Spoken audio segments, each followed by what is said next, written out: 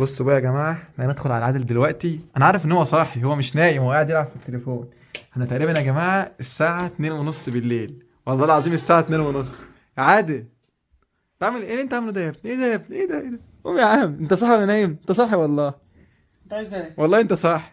اهو بتلعب في التليفون كمان. قوم قوم قوم اتعدل، قوم. قوم بس اتعدل. قوم اتعدل، عايزك والله.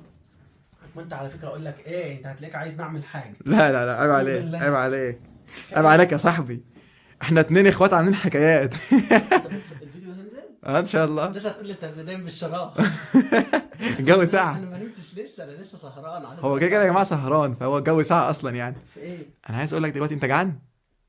انا دلوقتي انا مش قوي. جعان ولا مش انا باكل جعان؟ بعد الفجر.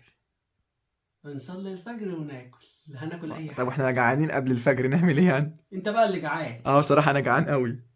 امك لو عرفت ان احنا عملنا حاجه، هي متعوده ان هي كل يوم قبل ما بتنام بتعمل المواعين وبتنظف المطبخ. المطبخ نضيف انا عارف. يا جماعه طب تعالى ما كده. عملتش حاجه. جعان والله، اعمل ايه؟ امك لو سمعتني والله العظيم هتشتم. طب قوم بس كده، تعالى انا تعالى. كده كده صاحي، انا ايزي يعني صاحي يا جماعه، بس انا بتكلم على امي لو سمعتني وانا بعمل حاجه بره والله ما هتسكت. ماما سحورة يا جماعه اصلا قبل ما تنام بتكون منضفه البيت، منضفه المطبخ. يعني انا دلوقتي والله العظيم احنا فاتحين الكاميرا صدفه، انا كده كده سهران، بس جت في دماغي بقى ان احنا نقوم نشارككم اليوم بتاعنا بالليل. احنا بنشارككم اليوم طول النهار، فعايزين بقى نعرفكم ايه اللي بيحصل معانا بالليل. صباح الخير بالليل. اه فعلا. هي دي صباح الخير بالليل. طب يلا بينا كده. نخش بسم الله. ما تتكلمش بقى بصوت على امك، لو صحت انت مش تاني لما بنيجي نعمل كوبايه شاي يا عادل يا محمد. يا عم ماما سحورة طيبه. بصوا بقى يا جماعه، عايز اقول لكم ان هي يعتبر مروقه المطبخ وكل حاجه مية مية زي ما انتم شايفين كده. شوفوا الحوض في حاجه وسخه، طيب عشان لما نوسخ يبقى مفيش حاجه. مفيش اي حاجه هنا. صح؟ مفيش اي حاجه هنا غير الازاي. طب هنعمل ايه؟ والله بقى انا انا جعان. بطاطس. اي حاجه عندك يا عم، انا جعان، اي حاجه دوس. استنى. مفيش الا بصل وطماطم، مفيش بطاطس. هات اي يا عم جبن لانشون تونه، ما احنا جايبين حاجات امبارح يا عم. فول، يعني نعمل فول. فول. مش كانت عامله لنا فول من قيمه يومين ثلاثه كده لا بلاش فول، انا لسه هعمل فول هيفيك اقول لك على حاجه، هنجيب بقى جبن ولانشون وكنا جايبين تونه. اسمه الضرفه دي اللي فيها الحاجات، لان امك رصتها حلو. مسكتكم يا حرام، ما تنامي اللي تسويه. صح يا ماما سحوره؟ صح يا اول كنت قايم ماشي. انا وانت اللي مصحيك دلوقتي. اعمل لك شاي معانا؟ لا طب كويس، نامي بقى يا ماما سحار. انتوا رايحين تعملوا ايه؟ هنعمل شاي. بعمل شاي. ها؟ بعمل شاي. لا مش معقول.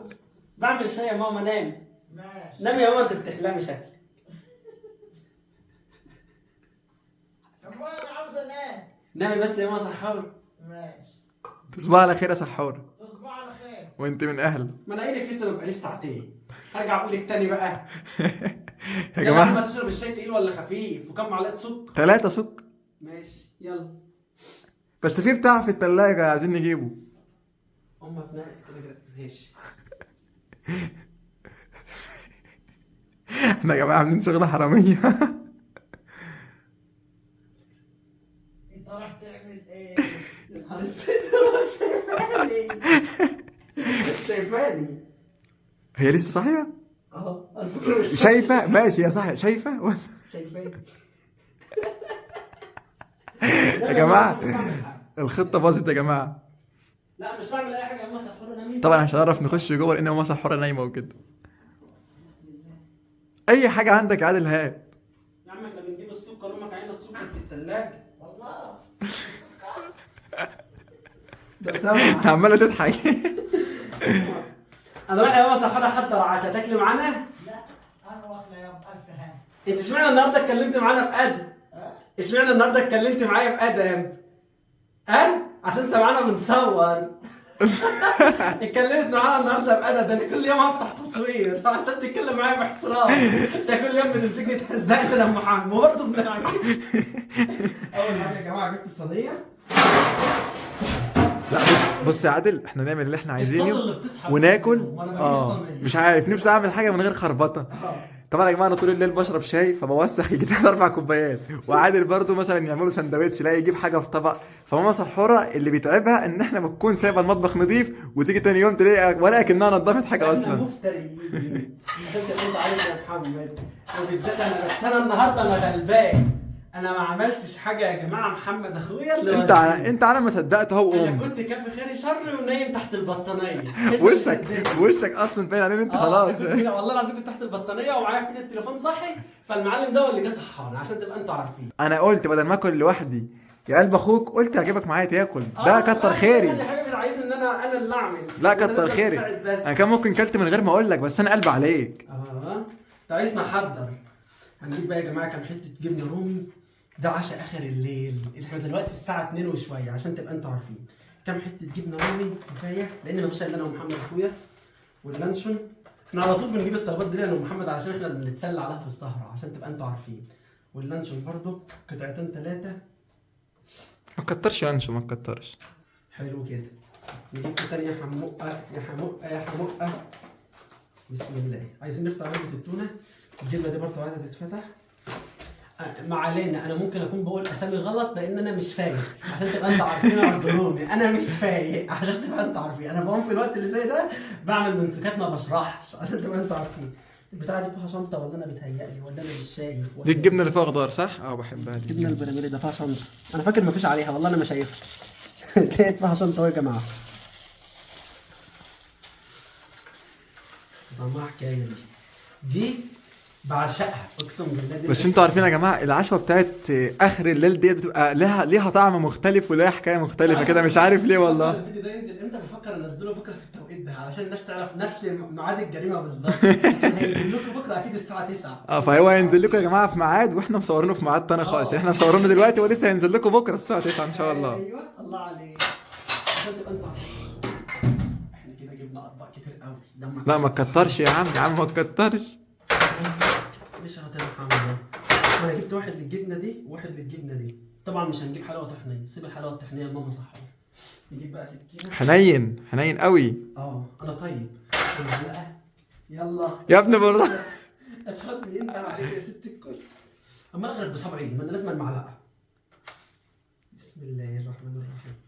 حته جبنه نحط فين؟ انا احط الجبنه هنا. ما تكترش ما مش تكترش. عايز اوسخ اطباق كتير يعني. انا عشان تعرفوا ان انا حنين انا هحط في الطبق ده نوعين الجبنه، حته من ده وحته من ده، يبقى في طبق واحد. جدع. نجيب طبقين. جدع. شفت بقى؟ انا عارف دلوقتي الناس بتقول عادل حنين. شجعوني. انتوا عارفين لو حد قال حاجه كده ولا كده بكره هتلاقيني بنتقم. انا بحب العند قوي فشجعوني كده وعارف ان انا قلبي طيب.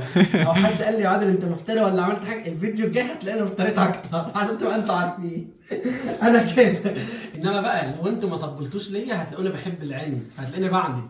انما دلوقتي ايه لو قلت يا عادل كتر خيره وفر طبق لماما سحار، تاني يوم ممكن تلاقيني بحط اللانشون مع الجبنه عشان تبقى انتوا عارفين. كده بقى نحط حته جبنه. الحاجات دي احنا لسه اصلا جايبينها امبارح او اللي هو النهارده يعني، اللي هو امبارح كان في اليوم القديم يعني عامه. انما احنا دلوقتي بقينا في يوم جديد بقى علشان الساعه 3. الجبنه دي باين عليها حلوه يا محمد، من ريحتها باين عليها حلوه عشان تبقى انت عارف. والله هندوق ونجرب، اصلا لسه ما حدش جرب حاجه يعني. احنا جبنا واحنا لسه ما جربناش. كل ده احنا فاتحين. بس دي جبنه قديمه يعني. باين عليها حلوه. انا مش هجيب كتير يعني. بس هي مش قديمه قوي. كويس انها مش قديمه قوي بس كده. اهو نوعين جبنه يا جماعه في طبق. مفيش اي طبعا مشكله. الجبنه الرومي وعلبه التونه واللانشون. اللانشون هو سحوره اصلا ما مش عايزاه يخلص اصلا. كان نفسي اقلي بطاطس قوي. عارف انا بفكر اعمل ايه دلوقتي؟ احنا كده دلوقتي خدنا من المعلبات دي.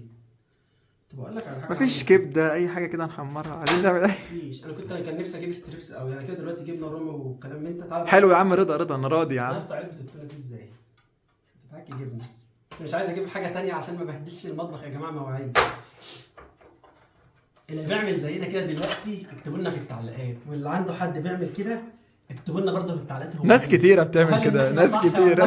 غلط ولا ايه؟ ما احنا جعانين والله. واحنا جايبين اصلا الحاجات ديت بحيث ان احنا بالليل لو حد جاع يعمل لنفسه ويجهز يعني. عشان تعرفوا ان احنا كشباب احنا غلابه ما بنعرفش نتصرف.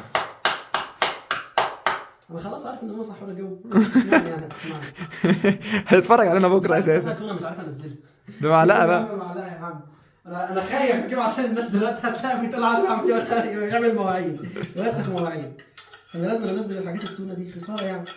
واكتر حاجه يا جماعه بتصعب عليا علب التونه ده اما تيجوا ترموها بالذات في الزباله. هقول لكم على معلومه حلوه قوي، محدش يرميها كده في الزباله، لان طبعا لما بتترمى في الزباله كده ان في قطط بتروح تقعد تلحس فيها وتشم فيها، فالحاجات دي بتعورها، لان البتاعه دي زي الموس، فالمفروض ان هي تتغسل قبل ما تترمى في الزباله، عشان تبقى انتوا عارفين المعلومه دي، علشان حرام ان احنا ناذي اي حاجه من الحيوانات او كده. عادل لازم عندنا المحترم، رفق ايوه كده. طبعا طبعا. انا هحطها هنا عشان ماما سحاره بقى تغسلها، عشان تبقى انتوا عارفين. طب اعمل رفق ماما سحورة اصلا، مش في الحيوانات يا راجل.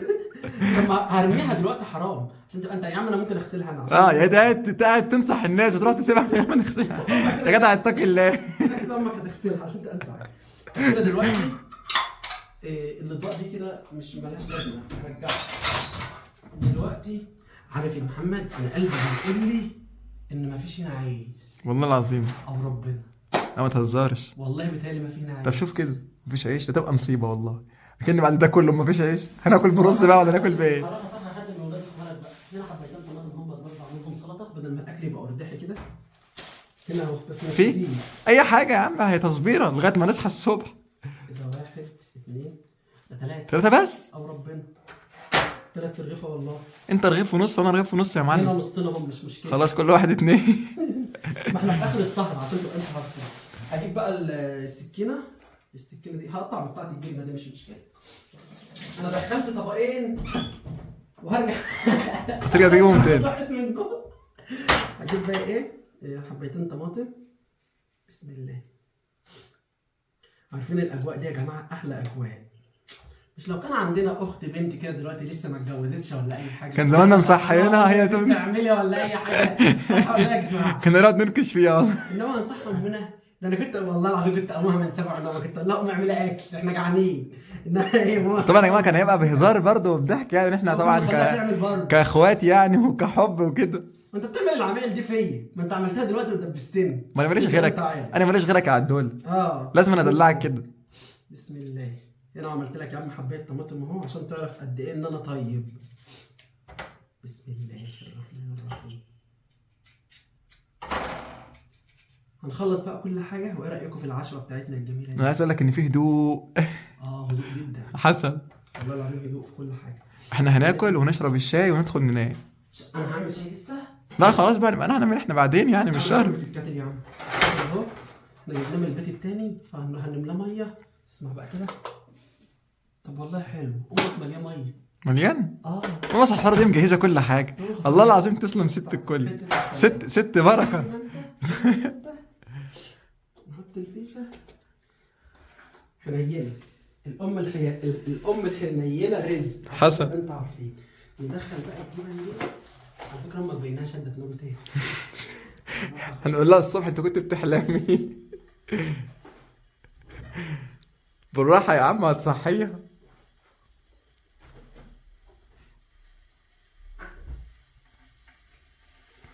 طبعا يا جماعه ماما سحارة بتسيب الباب مفتوح لان هي بتخاف يعني. عارف هي بتسيب الباب مفتوح ليه؟ ماما سحارة بتسيب الباب بتاعها ده متوارب علشان الباب بتاعها ملوش ازاز، باب الاوضه بتاعها فبتبقى الاوضه ضلمه، بتبقى ضلمه كحل خالص، وهي مش مشغله حتى اللي هي ما بتحبش اضاءه في الاوضه، فبتبقى يعني نايمه على اللمبه دي على الاوضه بس كده، اللي هو الاوضه كده نور خفيف بس كده. انما احنا دلوقتي محمد فتح النور كله بتاع البيت علشان الاضاءه. فانا هعمل ايه بقى يا محمد؟ اجيب بقى كوبايتين شاي بتوعنا الحلوين وعلى الصينيه. مش محتاجين صواني، مش محتاجين. ما تهدرش الدنيا يا عم. هما كوبايتين اهو ولا امهم لك في السكريه، حتى السكريه مفيش فيها سكر. الشاي اهو جواز معلقه صغيره، وفي 5 دقايق وكنا مخلصين وقاعدين. دي بجد بقى 5 دقايق. 5 دقايق قدام. على رأي ماما سحارة في 5 دقايق كنا مخلصين وواكلين. وعملنا الشاي كمان قبل ما ناكل هيكون الشاي دي متحمر. اسرع اكله اتجهزت يا ابني. كل حاجه بتقعدوا تخترعوا بقى، معرفش تعملوا محشي ومعرفش ايه. احنا يا جماعه سريع كده ليه المحشي ومش عارف ايه. وطبعا ده يا جماعه العشاء هيبقى بتاعنا ان شاء الله، او السحور يعني مش هتفرق. الجبنه نوعين، جبنه قديمه وجبنه بالفلفل وكده والتونه والطماطم والجبنه رومي واللانشون. يعني ما شاء الله كده رضا الحمد لله زي الفل. وهنحبس بكوبايتين شاي. والكوبايتين الشاي اللي لسه هيتعملوا. الشاي يا جماعه برضه هنعمله. انت حاطط ده كله شاي مفتري؟ ايه ده كله؟ لا انا عايز الشاي بتاعي مظبوط، انا بحب الشاي، عايز نقصه. انت حاطط، لا اعمل لي بقى التانية، ما بحبوش تقيل كده. لا ما هي دي خفيفه، ده مظبوط عشان تبقى انت عارف. طب خلاص خليه تعالى مظبوط. بقى كده يا جماعه عشان ماما صاحبي بقى ايه ما عملتش ايه. قول انا هعمل لك جواني جبت الصينيه هنا اهو عشان اكل الاولاد محمد في الاوضه اللي جوه النور بتاع المصريين. اطفي بقى النور، اطفي. بص انا هعمل ايه؟ اطفي بقى النور بتاع المطبخ بس جوه ماما صاحبها عشان بتقلق يعني بتلاقي نور كتير. واطفي اللمبه دي برده بس اسيب الثلاثه بتوع الصاله. تعالوا بقى كده يا جماعه عشان اكلمكم في حوار حلو قوي. حوار هيعجبكم. انا عن نفسي بحب اعيش الاجواء دي. دلوقتي مين اللي بيعمل العمايل دي دلوقتي يا جماعه؟ الساعه داخله على الساعه 3. احنا احسن حاجه في الوقت ده عشان تعرفوا ان احنا ناس ايه جدعه وناس متواضعه. هنخلص اكل مش هنخش ننام علشان تبقوا عارفين. انا هفضل سهران انا ومحمد على نشرب الشاي والفجر هيأذن هنروح نصلي وبعد كده بقى ايه نخش ننام يا جماعه. وكده بقى يا رب يكون الفيديو عجبكم. محمد اخويا اللي وزاني عشان تبقى انتوا عارفين. انا ما عملتش حاجة، انا جيت، ما عملتش ايه؟ انا جيت اقترحت عليك. يعني انت كان بايدك توافق وبايدك ترفض، انت وافقت، انت على ما صدقت، انت على ما صدقت. ما انت بتعمل فيها كل يوم كده عشان تبقى ماماك انت عارف. على ما صدقت، اعمل لك ايه؟ انا ساعات مثلا اقوم اعمل لي سندوتش وخلاص. لا محمد ما بيرضاش بسندوتش. محمد بيقول له قوم اعمل لي بطاطس. لا ما اعرفش قوم اعمل. ده كان عايزني اعمل فول. ما سمعتوش قلت له الفول لسه هيفك. هعمل فول ازاي؟ يعني عايز اسرق من الفول. قلت يا محمد انا دماغي ايه رايك نلغي الشاي تيجي نسرق منه. لا يا عم لا، اسكت. كفايه كده قوي. الناس مش هتسيبني لو عملت الحركه دي. مش هسرق مانجا يا جماعه والله. انا عملت شاي بس ده الوقت المناسب لسرقه المانجا. خليها يوم تاني. ان الدنيا هاديه والواحد يقوم يطلع له طبق مانجا كده حلو. احنا شاربين النهارده مانجا. ماما صاحبنا كان عندنا ضيوف النهارده والله طلعت لهم مانجا هي اللي مطلعه. فده كده فكره الفيديو بتاعنا النهارده. يا رب تكون الفكره عجبتكم وتفضلوا تسحروا معانا ونشوفكم ان شاء الله في فيديو جديد. تصبحوا على خير ومع السلامه.